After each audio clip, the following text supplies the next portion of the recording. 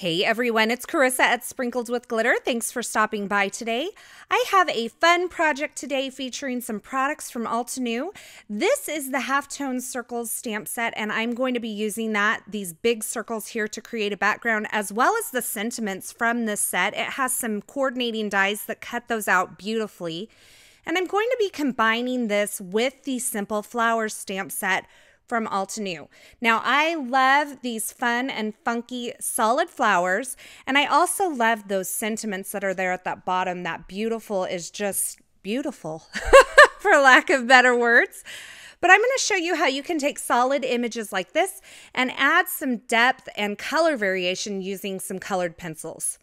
So I'm going to start out by creating my card fronts. I want this circle to hang off the side on that lower right-hand corner. So what I'm doing is I'm just positioning it where I want it on my card base. And then I'm going to go ahead and rotate that 180 degrees. And that will put it onto that upper left side. Now, the reason I'm doing that is so that the corner or the edge of my Misty stamping tool doesn't get in the way with that stamp hanging off the edge there. So I've inked this up in some Altenew Jet Black ink. I'm going to be using a bunch of Altenew inks today. I love their inks. They have some amazing colors, and some of the newest ones are just to die for. Some of these I'm going to double stamp because I want to get an intensity of color. Also, this is a new stamp. It hasn't been stamped before, so I wasn't getting quite the solid image in the beginning. Now, between colors, I'm going to clean this off, and then I'm going to dry it with my sleeve. I'm sure that's not necessarily recommended. And I'm going to be using this Industrial Diamond. Now, this is one of their new grays. I think Altenew has some of the best grays on the market, in my personal opinion. I own several of them, and I use them because I like them. And this one is no exception. This is one of their newer colors, like I mentioned. And I'm going to go ahead and double stamp that, and you can see it's not as black as the other. It's still a nice, rich, dark gray.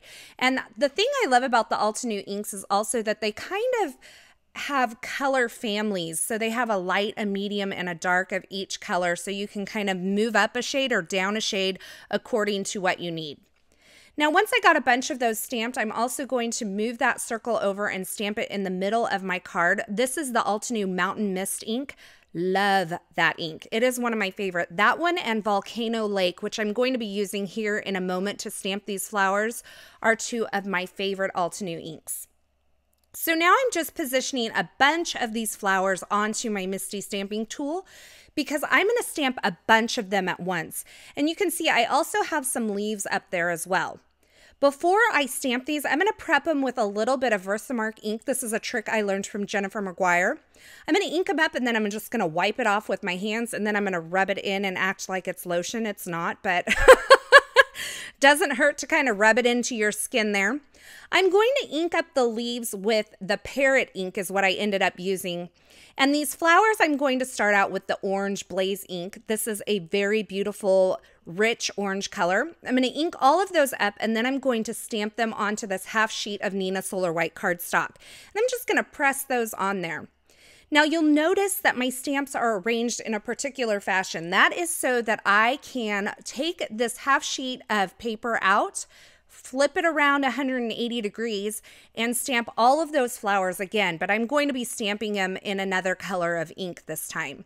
So I've just cleaned those off in between, and now I'm inking them up with some Coralberry ink.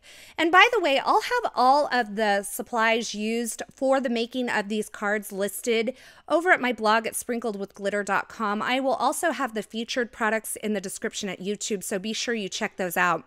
And you can see the beautiful pink color there. Now I'm going to continue to stamp this a bunch of times. I have all of these colors here. Yay, they're so beautiful. And now it's time to add a little bit of shading to these solid images to really make them pop and come to life. So in order to do that, I'm going to be using the Prismacolor colored pencils. Now you can try this with any colored pencils that you may have. But what you want to do is take a shade that's a little bit darker than the shade that you've stamped in and add some areas of darkness. Now you'll see around the edge is where I'm going the heaviest with my colored pencil. And as I work towards the middle, I'm going to kind of feather that out and use a lighter touch so that I still have some of that colored pencil around the edge, but that it kind of fades into that solid color. So you can see the difference here between the one that's been colored, that pink one on the right-hand side, and then the red ones on the left. And now here I've gone ahead and colored all of them. You can really see this on camera with those yellows down there. And really in real life, that extra bit of coloring really makes these flowers come to life. Now, not that I know of, but I certainly don't have them. There are not coordinating dies for these simple flowers, but the good news is they're simple, so you can fussy cut them fairly easily.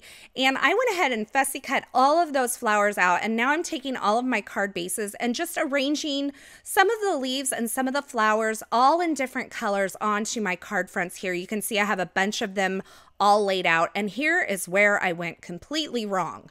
Now, I am currently in the middle of a remodel at my house, and I could not find my Glad press and seal. So I decided I was going to use micro pour tape to hold these in place so that I could lift up these bunches of flowers without them losing their place, so to say.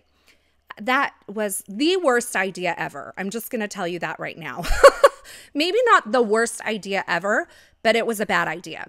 So I will show you, if you use Glad press and seal, you will not have this problem. But like I said, I'm in the middle of a remodel. I couldn't find it. I'm going to pick up this group of flowers and add some foam adhesive to the back of them and place them onto my card front where I want them.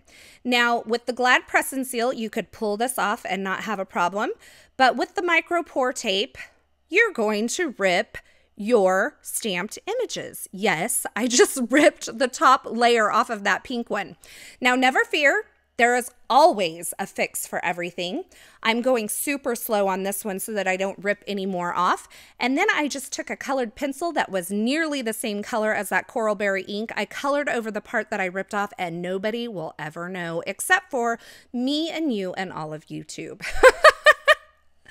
So for the sentiment, there are some really beautiful, like kind of hand brushed lettered, scripted, I don't know how to, really describe it. You can see it there.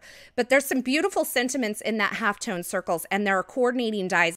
They're really easy to line up, and you can see I've stamped them in some jet black ink from Altenew, and I am going to use the hello and the thanks on various versions of these cards.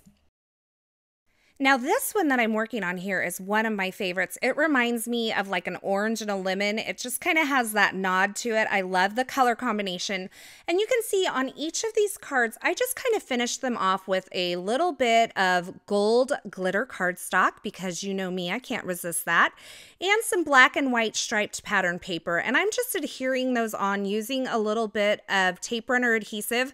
I kind of cut them in angles. Now, these cards, no two of them are alike because I didn't have two of each flower. So I didn't have two of that swirly pink flower. And I didn't have two of the yellow kind of, I don't know, flower that's there on the center. So none of these are exactly the same, but it was fun to kind of put them together in different arrangements and kind of come up with these color combinations and different ways to arrange these flowers. You saw me there. I used a little bit of the Be Creative tape to adhere the striped pattern paper on top of that gold glitter paper, because gold glitter cardstock can be tricky when you're trying to adhere things to it. So here are all the cards that I came up with using various pieces that I stamped and added a little bit of shading to. You can see the real difference in dimension you get, especially on that yellow flower back there. It tends to show up on the camera a little bit better for whatever reason. But you can see the various versions of these cards that I got and put together here. I really love the way that adding just that little bit of color pencil makes these pop. And you don't have to necessarily have the Prismacolor pencils to do this. Try whatever you may have on hand. You may find that even your children's colored pencils will give you some great results with this technique. As always, I will have links to all the featured products in the description at YouTube, and I will link all the products used in these projects over at my blog at sprinkledwithglitter.com.